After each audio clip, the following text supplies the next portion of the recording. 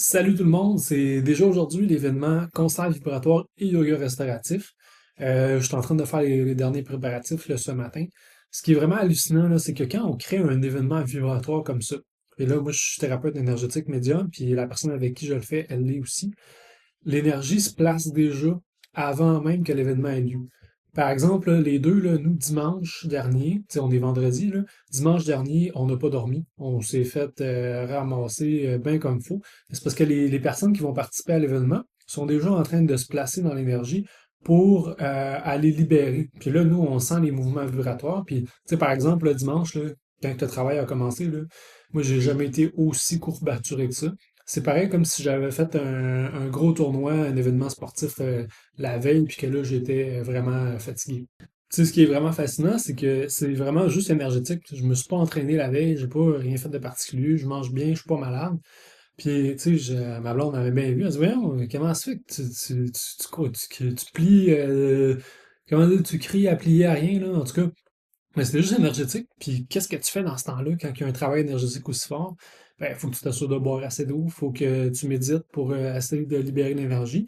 Puis moi, c'est carrément ça que j'ai fait. Tu sais, j'ai commencé par faire une séance de yoga, j'ai fait une méditation, je me suis assuré de boire assez d'eau.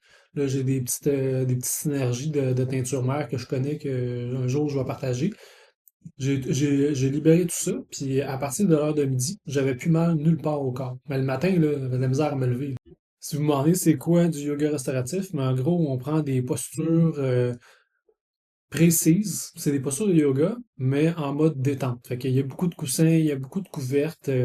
C'est assez relax. Puis ce qu'on fait, c'est qu'on induit un état méditatif pour favoriser la circulation de l'énergie d'une certaine manière. Donc, quand la personne est positionnée, par exemple, couchée sur le dos avec des coussins placés, par exemple, à telle vertèbre, à les hanches placées de telle manière, ça favorise des ouvertures énergétiques.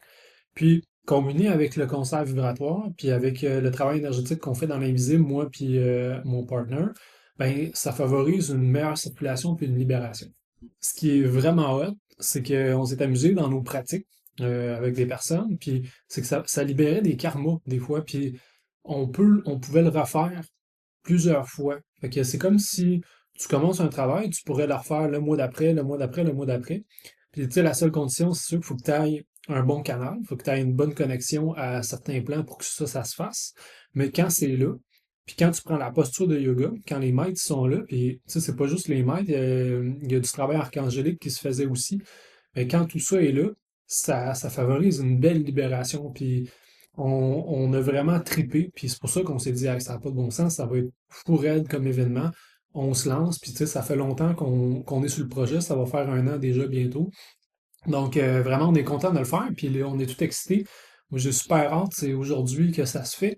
Puis si ça vous intéresse, là, je vais juste vous le dire, c'est à tous les mois qu'on va faire ça, ou aux 2 mois, tu sais, selon. Mais tu sais, on a déjà pour le prochain événement 5 inscrits, puis nous autres, on peut aller jusqu'à 8 maximum.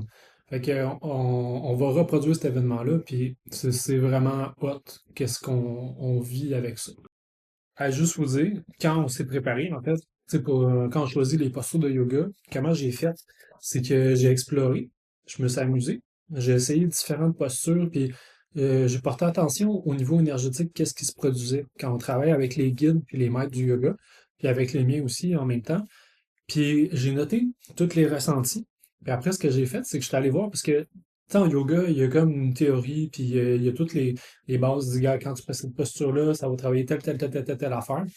Puis je suis allé chercher cette information-là après l'avoir expérimenté pour voir si le ressenti énergétique, puis qu'est-ce qui est l'enseignement en lien avec le yoga, ça concordait.